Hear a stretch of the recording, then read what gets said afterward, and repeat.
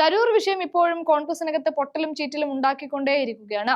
ബിജെപിയിൽ പോലും ചേരാത്ത തരൂരിനായി കേന്ദ്രം പ്രത്യേക പദവിയും കസേരയും തയ്യാറാക്കി വെക്കുമ്പോൾ കോൺഗ്രസ് ഒരക്ഷരം മിണ്ടുന്നില്ല. പ്രത്യേകമായി തരൂരിനെ കാണാനോ ചോദിക്കാനോ പറയാനോ കോൺഗ്രസ് ശ്രമിച്ചിട്ടില്ല. പകരം തരൂർ വിഷയത്തിൽ ഇത്രയും കാലം കാണാത്ത തരത്തിലൊരു മൗനത്തിലേക്കാണ് ഇപ്പോൾ കോൺഗ്രസ് കടന്നിരിക്കുന്നത്. വിദേശയാത്ര അടക്കം കഴിഞ്ഞ് തരൂർ ഡൽഹിയിൽ വിമാനം ഇറങ്ങിയിട്ടും നിലമ്പൂരിലേക്ക് എത്താത്ത സാഹചര്യത്തിൽ തരൂർ കോൺഗ്രസിന് പുറത്തേക്ക് എന്ന് ആവർത്തിച്ചു പറയുകയാണ് മാധ്യമങ്ങൾ. ഇവിടെ പ്രിയങ്ക ഗാന്ധി അടക്കം നിലമ്പൂരിലേക്ക് എത്തുന്നുണ്ട്. എന്നിട്ടും മോദി ക്ഷണിച്ച പ്രത്യേക യോഗത്തിലേക്ക് പോവുകയല്ലാതെ തന്നെ MP ആക്കി മാറ്റിയ കോൺഗ്രസിനോട് യാതൊരു കൂറും പുലർത്താതെയാണ് BJP-ക്കാർ പറയുന്നത് പോലെ താനൊരു ഭാരതീയനാണ് എന്ന് നാഴികയ്ക്ക് 40 വട്ടം തരൂർ പറഞ്ഞു വെക്കുന്നത്. ഈ വിഷയത്തോടെ കോൺഗ്രസിനെ മാത്രം ഉന്നം വെക്കുന്ന മാധ്യമപ്പട ഇവിടെ ആളിക്കത്തിക്കുകയാണ്. കഴിഞ്ഞ ദിവസം KC വേണുഗോപാലിനെയാണ് ഇക്കൂട്ടർക്ക് ഇരയായി കിട്ടിയത്. തരൂരിനെ പുറത്താക്കുകയാണോ എന്ന മട്ടിലായി പിന്നെ ചോദ്യം. KC വേണുഗോപാലിനോടുള്ള ആ ചോദ്യത്തിന് ആഞ്ഞടിച്ചുള്ള മറുപടിയാണ് ഉണ്ടായത്.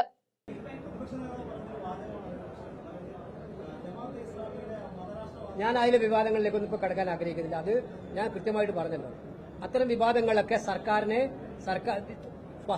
രക്ഷപ്പെടുത്താൻ വേണ്ടിയിട്ടുള്ള വികാരങ്ങളായിട്ടാണ് നിങ്ങൾ ചോദ്യം ചോദിക്കുന്നത്.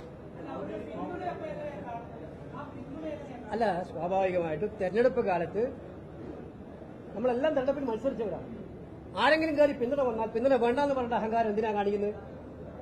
പക്ഷെ അതുകൊണ്ട് ആ പിന്തുണക്കുന്നവരെല്ലാം ഞങ്ങളുടെ അവരുടെ രാഷ്ട്രീയ ആശയങ്ങളെ അനുകൂലിക്കുന്നവരാണെന്ന് അർത്ഥമുണ്ടോ? അതിനകത്ത് എവിടെയാ അർത്ഥം? അത് നിങ്ങൾ ചോദിക്കേണ്ട ചോദ്യം. എന്നാ പോലെ ഹിന്ദു മഹാസഭയുടെ പിന്തുണയെ അംഗീകരിച്ചവര്, മഹാത്മാഗാന്ധിയെ കൊന്നവരെ അംഗീകരിക്കും.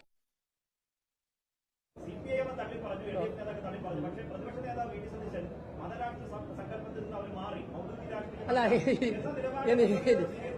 അത് നിങ്ങൾ അദ്ദേഹത്തോട് വരുന്നു. ഇതിനകത്ത് വ്യക്തമാണ്. ഇതൊക്കെ വ്യക്തമാണ്.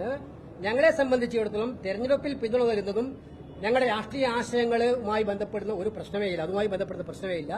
യുഡിഎഫിന്റേതായിട്ടുള്ള ലൈനുണ്ട്, കോൺഗ്രസിന്റേതായ ദേശീയ ലൈനുണ്ട്. ആ ലൈനൊന്നും മാറുന്ന പ്രശ്നമേ ഇല്ല. ക്ലിയറാണ്. അതിൽ തന്നെ പിടിക്കാതെ സർക്കാർ ഒന്ന് മാറ്റിപ്പിടി. UDF-ന്റെ കാര്യമല്ലേ പറഞ്ഞത്?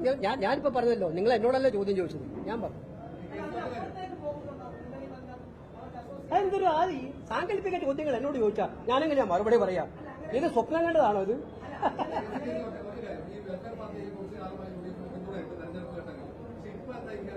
ചിലര് ഇപ്പം UDF-നെ പിന്തുണയ്ക്കും, അവർ മുമ്പ് LDF-നെ പിന്തുണക്കും, അവർ മുമ്പ് വേറെ പിന്തുണക്കും. അതൊന്നും എനിക്കറിയില്ല. ആ ചർച്ചകളിലേക്കൊന്നും ഞാൻ പോകാൻ ഇപ്പൊ ആഗ്രഹിക്കുന്നില്ല. എന്റെ കാര്യം ഞാൻ ക്ലിയർ ആയിട്ട് പറഞ്ഞു, ലൈൻ പറഞ്ഞു, നമ്മുടെ പാർട്ടിയുടെ ലൈൻ പറഞ്ഞു. ഇതാണ് പാർട്ടിയുടെ ലൈൻ. കൃത്യമായിട്ടും തെരഞ്ഞെടുപ്പ് കാലത്ത് വരുന്ന പിന്തുണയുടെ പേരിൽ കോൺഗ്രസിന്റെ അടിസ്ഥാനപരമായ ആശയങ്ങൾ ഡൈലൂട്ട് ചെയ്യുന്ന പ്രശ്നമേ ഇല്ല. ക്രൈസ്തവ സമുദായത്തിന് വലിയ വിഷമുണ്ടാവുന്ന കാര്യങ്ങളൊന്നും നിങ്ങൾ ശ്രദ്ധിക്കുന്നില്ല. ഇന്നലെ നിങ്ങൾ ശ്രദ്ധിച്ചിരുന്നോ? ഒറീസയിൽ വലിയ ക്രൈസ്തവ ജാഥ നടന്നു. ഒറീസയിൽ നടന്ന ക്രൈസ്തവ ജാഥ സമീപകാലത്തൊന്നും ഇല്ലാത്തവണ്ണം ക്രൈസ്തവ പ്രക്ഷോഭമാണ്. റിലീജിയസ് ഫ്രീഡം ആണെന്ന് പറഞ്ഞുകൊണ്ടാണ് സ്വാഗതം. അവിടെ കഴിഞ്ഞ BJP ഗവൺമെന്റ് വന്നിട്ട് ഇപ്പോൾ 10 മാസമേ ആയിട്ടുള്ളൂ. ആ 10 മാസത്തിനിടയിൽ 6 പ്രാവശ്യമാണ് ക്രൈസ്തവ പുരോഹിതന്മാരെയും ദേവാലയങ്ങളെയും അതിക്രൂരമായി മർദ്ദിച്ചത്. ഒരു സംഘം കേരളത്തിൽ വന്നിട്ടാണ് ചികിത്സ തേടിയത്. 2 സംഘവും. കേരളത്തിലെ മുഖ്യമന്ത്രിക്ക് അതിനൊന്നും സമയം ഉണ്ടാവില്ല. ഒരു കത്ത് ഒറീസ മുഖ്യമന്ത്രിക്ക് എഴുതാൻ സമയം കിട്ടിയിട്ടുണ്ടാവില്ല. പക്ഷെ ഞങ്ങൾ എഴുതിയിട്ടുണ്ട് ഒറീസ മുഖ്യമന്ത്രിക്ക്. ഞങ്ങളുടെ പാർട്ടി പ്രതിനിധികൾ അവിടെ പോയി കണ്ടു. ഞങ്ങളുടെ പാർട്ടി പ്രതിനിധികൾ ആ പള്ളിയിൽ പോയി, അവിടെ ചർച്ചിൽ പോയി, പോലീസിനെതിരായി ശക്തമായി സമരം നടത്തി. കേസെടുത്തില്ലെങ്കിൽ നടപടിയെടുക്കുമെന്ന് പറഞ്ഞു.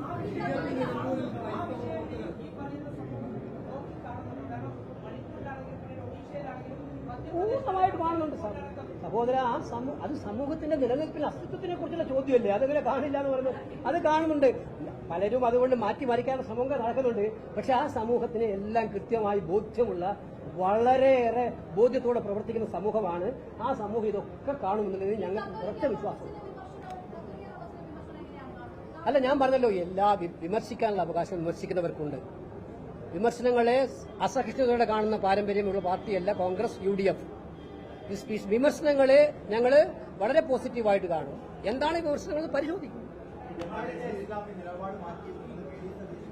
അത് ഞാൻ മറുപടി പറഞ്ഞു കഴിഞ്ഞു. അത് മറുപടി പറഞ്ഞു.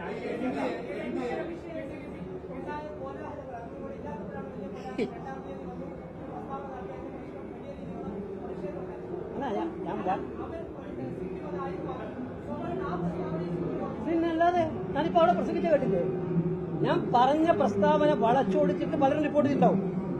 ഞാൻ പറഞ്ഞില്ലേ 2023 ഒക്ടോബർ മാസത്തില് കൊടുക്കേണ്ട കുടിശ്ശിക 2024 ഏപ്രിലാണ് കൊടുത്തത്.